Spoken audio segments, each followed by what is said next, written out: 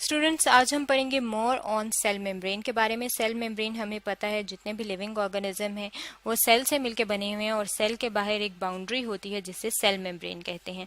अब अगर हम इसकी लोकेशन देखें कि ये प्लांट्स के अंदर किस तरह से मौजूद होते हैं, तो प्लांट्स के बाहर जो है वो सबसे बाहर सेल वॉल होती है और सेल वॉल के अंदर सेल मेम्ब्रेन होती है।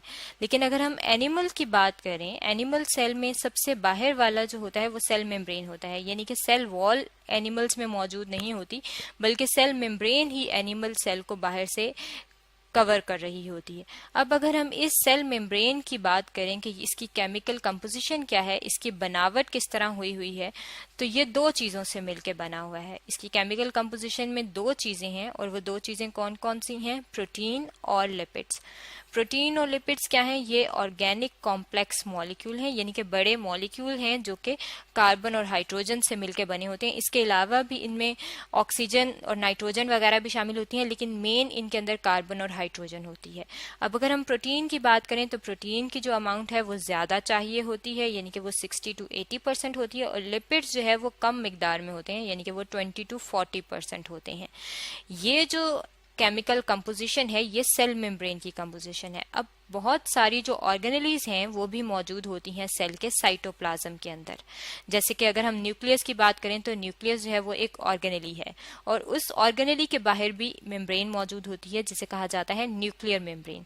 और ये जो कंपोजिशन है प्रोटीन और लिपिड्स की, ये उन ऑर्गेनेली के मेम्ब्रेन के अंदर भी मौजूद होती है, यानी कि ये प्लाज्मा मेम्ब्रेन और सेल मेम्ब्रेन की भी यही कंपोजिशन है और जो ऑर्गेनेलीज के बाहर मेम्ब्रेन होती है उसके अंदर भी यही कंपोजिशन होती है। अब ये जो सेल मेम्ब्रेन है ये किस तरह से इसका स्ट्रक्चर होता है, ये देखने के लिए दो मॉडल्स पेश किए गए थे।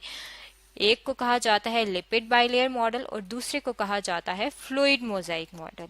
सबसे पहले हम देख लेते हैं लिपिड बाइलेयर मॉडल को। लिपिड बाइलेयर मॉडल जो है वो इस तरह का होता है। ये जो हमारे सामने डायग्राम है ये लिपिड बाइलेयर मॉडल की है और ये किस तरह से होता है, जिस तरह सैंडविच होता है बिल्कुल उसी तरह ये लिपिड बाइलेयर मॉडल भी है। अब सैंडविच किस तरह से है, ये जो दो प्रोटीन है ये ऊपर और नीचे होती हैं, ये प्रोटीन है और ये भी प्रोटीन है, ये बिल्कुल ब्रेड की तरह से है, और जो अंदर उसके मटेरियल होता है वो क्या है, वो ये वाला पार्ट है जो कि क्या है, जो कि लिपिड्स है। यहाँ पे हम अपने सामने देख लेते हैं कि ये वाला जो पार्ट है इसको हम लेबल कर लेते हैं, ये लिपिड्स हैं जो कि अंदर की तरफ मौजूद होती हैं, और बाहर क्या है, बाहर प्रोटीन्स हैं।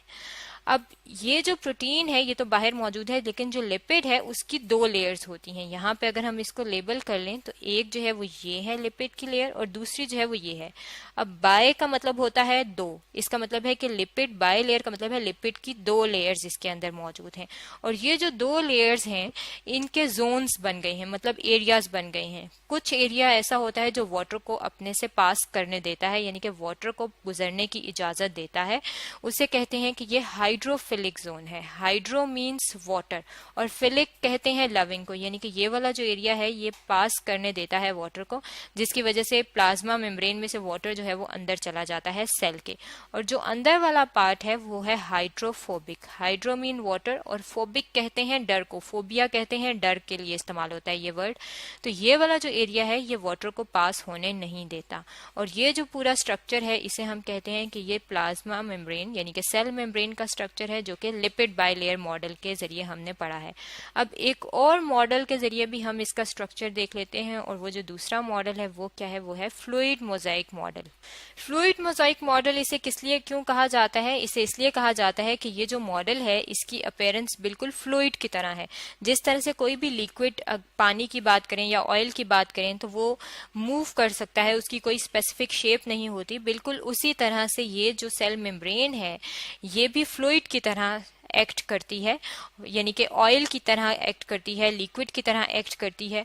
और इसकी कंपोजिशन अगर हम देखें तो इसके अंदर भी ये आपको देख सकते हैं, ये आपको प्रोटीन नजर आ रही है पर्पल कलर की, और ये जो लेयर है ये इसकी, ये आप जो देख सकते हैं ये लिपिड बाइलेयर है। यानी कि लिपिड बाइलेयर इसी तरह से मौजूद है, लेकिन प्रोटीन में थोड़ा सा डिफरेंस है। प्रोटीन जो है, कुछ प्रोटीन जो है वो इसके अंदर एम्बेडेड होती हैं, यानी कि धसी होती हैं, और कुछ प्रोटीन जो है वो इसकी सरफेस पे मौजूद होती हैं। यहाँ पे आप देख सकते हैं कि ये जो प्रोटीन इसकी सरफेस पे है वो किस सूरत में मौजूद है, वो मौजूद है ग्लाइकोप्रोटीन की सूरत में। ग्लाइकोप्रोटीन क्या है? ग्लाइकोप्रोटीन, ग्लाइको का वर्ड कहते हैं ग्लूकोज के लिए, यानी कि कुछ प्रोटीन जो हैं वो ग्लूकोज शुगर्स जो हैं उनके साथ मिलकर ग्लाइकोप्रोटीन के मॉलिक्यूल्स बना देती हैं और वो इसकी सरफेस पे मौजूद होती हैं। और ये क्या किस तरह से काम करती हैं? जिस तरह से ये ट्रैफिक है, यानी कि कोई भी मॉलिक्यूल, वाटर आएगा या कोई भी मॉलिक्यूल आएगा तो उसमें से ये पास हो सकेगा या नहीं हो सकेगा, ये चीज कौन डिसाइड करेगी? ये ग्लाइकोप्रोटीन डिसाइड करेगी। इसके अलावा ग्लाइकोलिपिड्स जो हैं वो भी मौजूद होते हैं और ग्लाइकोलिपिड्स और ग्लाइकोप्रोटीन्स क्या करते हैं? ये अट्रैक्ट या रिपेल करते हैं किसी भी मॉलिक्यूल को। यानी कि अट्रैक्ट या रिपेल किस तरह से करते हैं कि ये डिसाइड करते हैं कि इस मॉलिक्यूल ने इसमें से पास होना है सेल मेम्ब्रेन में से या नहीं। इसका मतलब है कि कुछ मॉलिक्यूल्स जो हैं वो सेल मेम्ब्रेन में से पास होते हैं और कुछ मॉलिक्यूल्स पास नहीं होते। अब ये जो कुछ मॉलिक्यूल्स पास होते हैं और कुछ नहीं होते, इसका मतलब है कि ये सेलेक्टिवली काम करती है। इसलिए हम कहेंगे कि ये जो प्लाज्मा मेम्ब्रेन है ये सेलेक्टिवली परमिएबल है। और ये जो सेलेक्टिवली परमिएबल है, ये कौन सा मॉडल हमें बता रहा है? ये हमें फ्लूइड मोजाइक मॉडल बता रहा है। इसलिए ये जो मॉडल है ये ज्यादा कंप्रिहेंसिव है, ये ज्यादा हमें एक्सप्लेन कर रहा है। अब जब ये इसमें से मॉलिक्यूल्स को या किसी भी मटेरियल को गुजरने देता है तो उसे हम कहते हैं कि इसमें से मॉलिक्यूल जो हैं वो ट्रांसपोर्ट हो रहे हैं। और ट्रांसपोर्ट जो है वो दो किस्म की है। यहाँ पे अगर आप अपने सामने इस डायग्राम में देखें तो ये आपको यहाँ पे नजर आ रहा है कि ये सेल मेम्ब्रेन है जिसे प्लाज्मा मेम्ब्रेन भी कहते हैं, और ये जो है ये मॉलिक्यूल्स हैं। अब ये मॉलिक्यूल्स जो हैं ये आ रहे हैं सेल के अंदर या सेल से बाहर। यहाँ पे जो है ये सेल से बाहर जा रहे हैं और ये सेल के अंदर आ रहे हैं। अब ये जो ट्रांसपोर्ट है ये दो किस्म की होती है। एक को हम कहते हैं एक्टिव ट्रांसपोर्ट और दूसरे को हम कहते हैं पैसिव ट्रांसपोर्ट।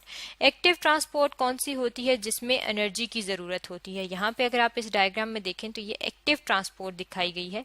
यानी कि एक्टिव ट्रांसपोर्ट कैसे है कि ये एटीपी का जो मॉलिक्यूल है, अगर हम इसे सर्कल कर लें तो ये एटीपी का मॉलिक्यूल एनर्जी देता है, ताकत देता है, और ये मॉलिक्यूल जब अंदर आते हैं तो ये एटीपी जो है वो इस्तेमाल होती है, यानी कि एनर्जी इस्तेमाल होती है और ये मॉलिक्यूल जो है ये ट्रांसपोर्ट हो गए हैं। लेकिन जब हम पैसिव ट्रांसपोर्ट की बात करते हैं तो पैसिव ट्रांसपोर्ट में ये देखें मॉलिक्यूल्स जो हैं ये बाहर की तरफ जा रहे हैं और इनके लिए कोई एनर्जी या कोई एटीपी का मॉलिक्यूल इस्तेमाल नहीं हो रहा। इस किस्म की जो ट्रांसपोर्ट होती है जिसमें कोई एनर्जी इस्तेमाल नहीं होती उसे हम कहते हैं कि ये पैसिव ट्रांसपोर्ट है। और जो सेल मेम्ब्रेन है उसके अंदर मॉलिक्यूल्स जो अंदर आते हैं या बाहर जाते हैं वो एक्टिव ट्रांसपोर्ट के जरिए भी आते हैं और पैसिव ट्रांसपोर्ट के जरिए भी आते हैं। ये क्या है? ये हमने पढ़ा है सेल मेम्ब्रेन के बारे में कि किस तरह से उसका स्ट्रक्चर है और किस तरह से वो ट्रांसपोर्ट करती है मॉलिक्यूल्स को।